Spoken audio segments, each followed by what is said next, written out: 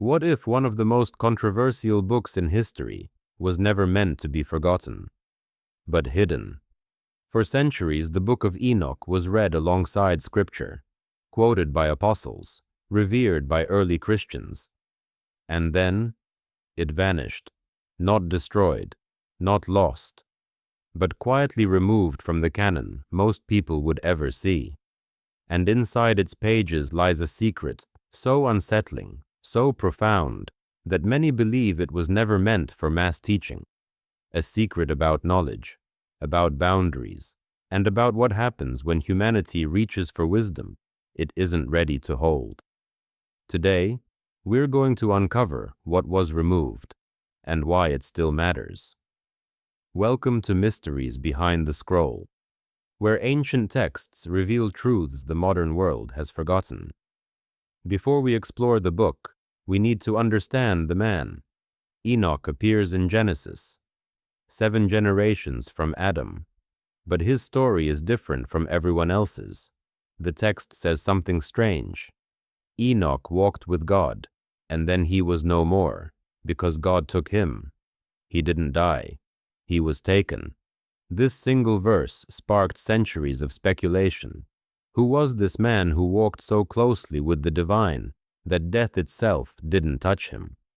Ancient tradition suggests Enoch was granted visions, that he saw the structure of heaven, the workings of angels, the boundaries between the earthly and the eternal. And what he saw, he wrote down. The Book of Enoch claims to be his testimony, a record of what exists beyond the veil, and for a long time it was considered scripture. The Book of Jude quotes it directly. Early church fathers like Tertullian called it divinely inspired. Ethiopian Christianity still includes it in their Bible today, but in most traditions it was removed, not because it was proven false, but because what it revealed was considered too dangerous for ordinary believers to interpret on their own. So what did it say? The Book of Enoch describes something most people have never heard in Sunday school. It tells the story of the Watchers. These were angelic beings sent to observe humanity. But according to Enoch, they didn't just watch. They intervened. They descended to earth. They took human wives. And they began teaching humanity secrets that were never meant to be shared. Not evil knowledge, but early knowledge. The text describes how these beings taught humans metallurgy, astrology, cosmetics, weaponry, and enchantments, skills that would eventually emerge naturally, but were given too soon. And the result? Chaos. Humanity, unprepared for such knowledge, used it to corrupt the natural order. Violence spread, bloodshed increased, the balance between the physical and spiritual worlds fractured. The Watchers didn't destroy humanity with fire or plague. They destroyed it with premature enlightenment. And here's where the secret begins to reveal itself. Because the Book of Enoch isn't just a story about fallen angels. It's a warning about the danger of knowledge without wisdom. It's about what happens when humanity crosses boundaries it isn't spiritually mature enough to respect. And that theme made religious leaders very uncomfortable. So what is the secret that was too powerful to teach openly? It's this: knowledge itself can be a form of judgment. Most religious teaching presents a clear moral framework: good versus evil, obedience versus rebellion, light versus darkness. But the Book of Enoch suggests something more complex. It suggests that humanity's downfall wasn't just disobedience. It was enlightenment before readiness. The Watchers gave humans the tools to reshape the world, and humanity used those tools to destroy itself. This is the uncomfortable truth hidden in the text. We are not always ready for what we seek. The book describes how these early humans gained the ability to manipulate metals, create weapons, and alter their appearances. They learned the movements of the stars and the properties of roots and plants. On the surface, This sounds like progress, like evolution, but Enoch describes it as corruption, not because the knowledge was evil, but because it was given to people who lacked the spiritual foundation to wield it responsibly.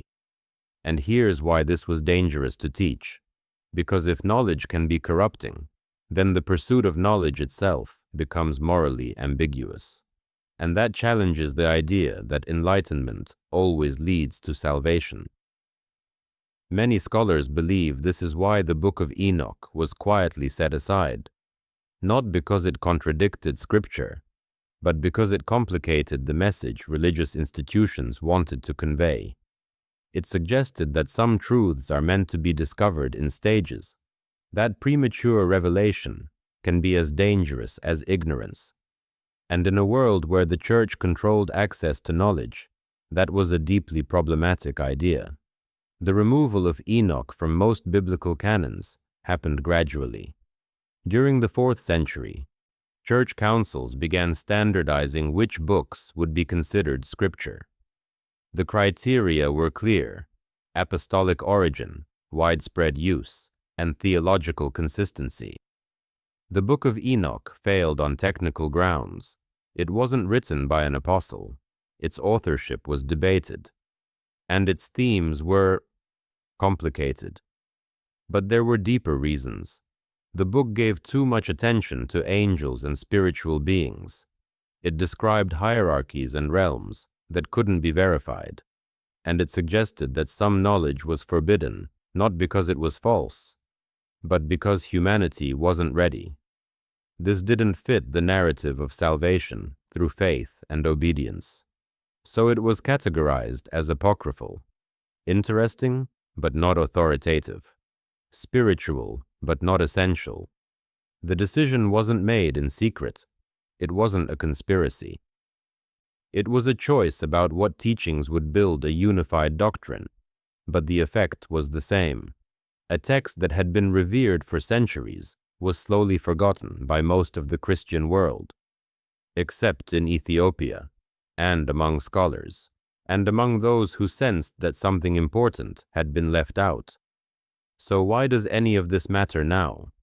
Because the central question of the Book of Enoch is more relevant today than ever. Are we ready for the knowledge we're acquiring? We live in an age of exponential technological growth. Artificial intelligence, genetic engineering, quantum computing, capabilities that were unimaginable a generation ago. And just like in Enoch's time, we're gaining the power to reshape reality itself. But are we spiritually, ethically, and psychologically prepared for that power? The Book of Enoch suggests that the answer isn't always yes. It suggests that there are stages to human development, that knowledge without wisdom leads to self-destruction, that boundaries exist not to limit us, but to protect us until we're ready to cross them responsibly. This isn't about superstition. It's about the recognition that power and maturity don't always arrive at the same time.